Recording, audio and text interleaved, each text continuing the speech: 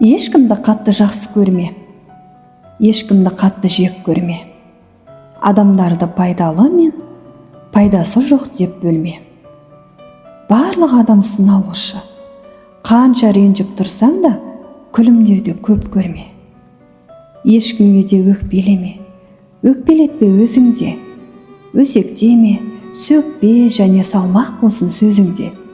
Дәл осылай еттен қалқам, Құдай бақыт береді, тұрарлықтай төзуге. Ашуланып ұзақ жүрме, жылдам кешір, кектенбе. Жақсы адамның ашуы да шәй орамал кепкенше. Өз-өзіңмен мақтанасың, жеңе біліп ашуды, сабырлыққа жеткенде. Пенде деген тұрақсыздау, неше түрлі күй бізде. Көмек сұрап келген жанның басын төмен егізбе. Жасай біліп тек жақсылық, мейіріммен қарайла. Тіпті пайдаң болмаса да, зияныңды тигізбе.